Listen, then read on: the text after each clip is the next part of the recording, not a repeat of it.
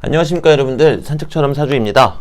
이번 시간에 드릴 말씀은요, 양간과 음간의 운동성은 같을까? 라는 내용입니다. 짐작하셨겠지만 같지 않으니까 제가 이런 영상을 제작하는 거겠죠. 우리가 양간이라고 이야기하는 거는요, 갑, 병, 무, 경, 임이 되겠고요. 음간이라고 하는 거는요, 을, 정, 기, 신, 개가 되겠습니다. 이 글자들도요, 각자 고유한 본인만의 운동성을 갖고 있습니다. 즉, 운동 방향을 가지고 있다는 거죠. 그런데, 같은 목이라 할지라도 그 운동성이 다릅니다.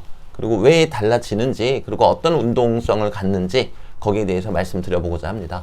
자, 그러면 이제 시작을 해볼까요? 네. 이건 뭐죠? 해볼까요? 네. 시작해보겠습니다. 네. 간목은 양간입니다. 양간이라는 거는요, 기본적으로 움직임이 크다, 그죠? 움직임이 크다. 그리고 그렇기 때문에 시작하는 기운입니다. 그리고 음간은요, 움직임이 작아요. 움직임이 작은 대신에 대단히 고농축이죠. 네. 그래서 안정적으로 끌어가는 기운, 유지하는 기운이다. 이렇게 생각하시면 되세요. 그럼 간목은 나무잖아요. 나무니까 나무의 운동, 즉 봄의 운동을 합니다. 그럼 우리가 삼합으로는 해묘미라고 이야기를 하겠죠. 그리고 병화는 화니까요, 인호술 운동, 화국의 운동을 하게 됩니다. 자, 그리고 무토는 화토동법이라 그러죠. 병화하고 무토는 그 운동성이 같습니다. 운동 방향이요. 그러다 보니까 똑같이 인호술 운동을 하게 되겠고요. 그리고 경금은요, 금의 운동을 하니까요, 사유축 운동을 하게 됩니다. 칸이 부족하네요. 네, 임수는요, 수니까요, 신자진 운동을 합니다. 즉, 이 얘기인 즉슨 양간은 움직임이 크고 그 어떤 세력을 시작하게끔 만들기 때문에 나무면은 나무의 운동, 화면은 화의 운동, 토는 화토동법이니까 똑같이 화의 운동, 금은 금의 운동, 수는 수의 운동을 하더라. 이제 이렇게 말씀드릴 수가 있겠고요. 그럼 음간은 이제 어떤지 한번 살펴볼게요.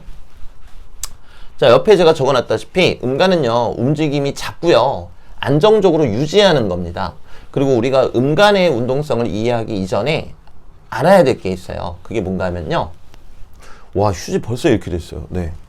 그게 뭔가 하면요, 우리가 갑, 을, 병, 정, 무, 기, 경, 신, 임, 개 이렇게 얘기를 하잖아요.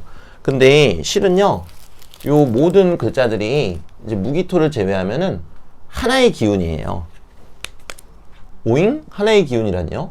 이 글자들이 여기서 이렇게 변화한다는 거죠. 네. 이렇게 계속 변화하는 거예요. 네. 그러니까 간목이 을목이 되고, 을목이 병화가 되고, 병화가 정화가 되고, 경금이 신금, 임수가 개수, 이런 식으로 쭉 변화한다는 거죠. 즉, 하나의 에너지로 보셔도 무방하다는 겁니다. 자, 이 측면을 여러분들이 이해하셨다면은, 을목은요, 간목을 지나왔어요. 간목을 지나왔고, 나무와 봄과 여름의 사이에 있다라고 보시면 되겠죠. 그러면은 이 운동은 이렇게 갑을병정 경신임계 이렇게 흘러가기 때문에 요 을목은요, 화운동과 가까운 운동을 할 수밖에 없겠죠. 그러다 보니까 인호술 운동을 하게 됩니다. 네. 물론 12운성, 이제 음포태 아시는 분들은요, 정확하게 얘기하면은 이제 12운성적으로는 오인술 운동이라 그래요. 오화에서 생지고, 임목에서 제왕지고, 왕지, 그리고 술토에서 묘지다, 이렇게 얘기를 하긴 하거든요. 근데 저는 이 음포태, 즉 음간의 12운성에 대해서 대단히 회의적인 입장을 가지고 있습니다. 네, 그래서 저는 그냥 편의상 인호술, 화국의 운동이다, 이렇게 말씀드릴게요. 자, 그리고 정화는요, 이제 화국의 운동을 지나서 금북의 운동으로 가야 되잖아요. 그러다 보니까 사유축 운동을 합니다. 이 운동을 한다는 게 어떤 의미인가 하면요. 간목은 해묘미라는 사이클로 움직이는데 을목은 인호술이라는 사이클로 움직인다는 뜻이에요. 네. 자, 그러면 신금 한번 볼게요. 이 신금은 이제 경금을 지나서 임수로 가야 되겠죠? 그럼 수의 운동을 할 수밖에 없습니다. 신자진이죠. 그럼 개수는 끝났으니까 끝인 건가? 그게 아니죠. 계속 돌고 돈단 말입니다. 그럼 이 개수는요, 결국에는 나무의 운동을 하겠죠. 그래서 해묘미 운동을 합니다. 자, 무기토는 제가 여기에서 제외시켰어요. 왜냐면 이 무기토는요, 여기에 전반적으로 깔려있는 걸로 보시면 돼요. 그렇다 할지라도 무기토도 운동 방향이 있겠죠. 그래서 무토는 병화하고 똑같습니다. 그리고 기토는 정화하고 똑같습니다. 그러면 결국에 이 기토는 사유축의 운동을 한다. 그리고 이 무토는 인호술의 운동을 한다. 이렇게 말씀드릴 수가 있겠죠. 자, 그럼 우리가 이거를 또 어떤 식으로 응용할 수가 있냐면요. 그럼 제가 이제 음간들의 운동성을 한번 쫙 보여드릴게요. 자, 을목은 화운동. 그리고, 을목 다음에 뭐 있죠? 정화는 금운동. 금메달, 은메달, 동메달 같네요. 네. 은하고 운의 차이군요. 네. 그리고 기토는 화토동법이니까 똑같이 금운동. 그리고, 신금은 수운동. 개수는 목운동을 하게 돼요. 네. 여기까지 따라오셨죠? 자, 그러면 우린 여기서 참, 흥미로운 가설을 세워볼 수가 있어요. 우리가 보통, 인목이, 인월에 태어나면은 봄에 태어났으니까 되게 강하다. 이렇게 얘기를 한단 말이에요. 근데 우리가 한번 생각해 보면요. 을목을 자연적으로 봤을 때도 꽃이라고 우리가 그러죠. 꽃이 봄에 강한가요? 봄에 강한 꽃은 그렇게 많지 않습니다. 우리가 어떤 꽃에 관련된 축제는 보통 여름에 열리거든요. 그럼 우리는 이런 의심을 한 번쯤 해볼 필요가 있어요. 을목이 여름에 태어났을 때 어쩌면 강하지 않을까? 왜? 화운동을 하니까. 내가 좋아하는 계절이니까. 그리고 정화일간이 가을에 태어났을 때, 즉 금에 태어났을 때 조금 더 강하지 않을까? 기토도 마찬가지. 그리고 신금도 수운동을 하니까 겨울에 태어났을 때 오히려 조금 더 강하지 않을까? 그리고 개수도 오히려 봄에 태어났을 때 조금 더 강하지 않을까? 이런 의심을 해볼 필요는 있다라는 거죠. 물론 이렇다라고 말씀드리는 건 아닙니다. 네, 이런 의심을 해볼 필요가 있다라는 거예요. 왜냐면 여러분들도 아시다시피 음간의 12운성은 그 적중도가 많이 떨어지는 것으로 유명합니다. 그래서 많은 분들도 음간의 12운성은 참고 용도로만 보신단 말이죠. 그리고 앞서도 말씀드렸다시피 을목인데 인월에 태어났다, 묘월에 태어났다, 봄에 태어났다. 을목일간인데 봄에 태어나신 분보다 기질적으로 을목인데 여름에 태어나신 분들이 기질적으로 조금 더 강한 모습을 많이 보이더란 말이죠. 혹자는 이렇게 얘기합니다. 을목이 여름에 태어나면은 이 여름 기운은 식상이 되니까 당연히 기질적으로 강한 게 아니냐. 근데 그런 관점에서 보면요. 기토 일간도요. 그런 관점에서 보면은 기토는 근데 좀 예외겠네요. 네, 기토는 좀 예외로 치겠습니다. 왜냐면은 기토 일간 분들 보면요. 가을에 태어나신 분들도 대단히 강인하신데 여름에 태어나신 분들도 대단히 강인하시거든요. 그러니까 무기토는 어떤 예외적인 특성이 있어서 제가 예시를 잘못 골랐고요. 신금으로 이제 말씀을 드려볼게요. 신금도 가을에 태어나신 분들보다 신금일간이 겨울에 태어나신 분들이 뭔가 조금 더 단단한 느낌이 든다는 거죠. 네.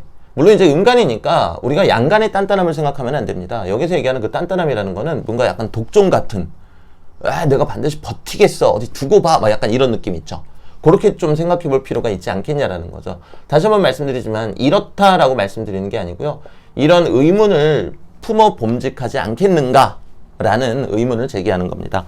자, 그래서 오늘 내용을 정리해서 좀 말씀을 드리자면요. 결국에 양간은 갑, 병, 무, 경, 임은요. 각각 목운동, 화운동, 화운동, 금운동, 그리고 수운동을 하고요. 음간은요. 을, 정, 기, 신, 개는요. 을목은 화운동, 정화는 금운동, 기토도 화토동법이니까 금운동, 신금은 수운동, 개수는 목운동.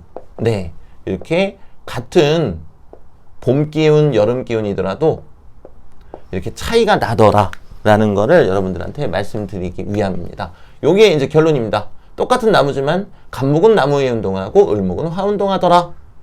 자, 한번 보실까요? 병화도 똑같은, 병정화도 똑같은 불이지만 병화는 화 운동을 하고 정화는 금 운동. 무토도 다르죠. 그리고 경신금도 금과 수 운동.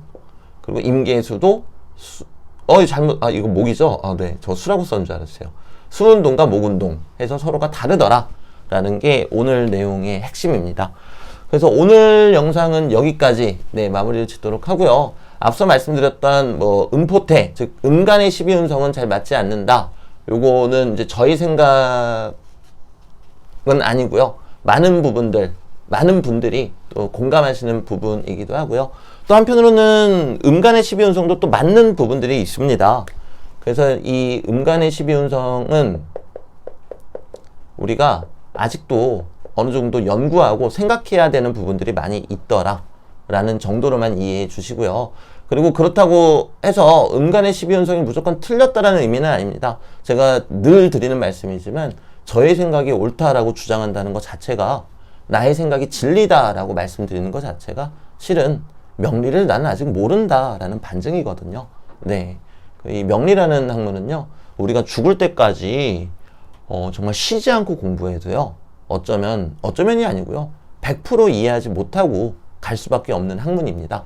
그런데 어찌 제가 제 생각이 옳다 이렇게 말씀드리겠습니까? 다만 실제로 음간의 12운성은 참고용으로만 쓰자라고 이야기하시는 분들이 대단히 많으시고요. 그리고 저도 역시 음간의 12운성에는 상당히 회의적인 생각을 가지고 있다. 이 정도로만 알고 계시면 되겠고요. 이 얘기가 다른 분들이 틀렸다라고 말씀드리는 거는 아니라는 점, 그리고 우리가 함께 생각해 볼 점이다 라는 것만 말씀드리겠습니다. 네, 저는 이만 가보도록 하겠습니다. 감사합니다, 여러분들.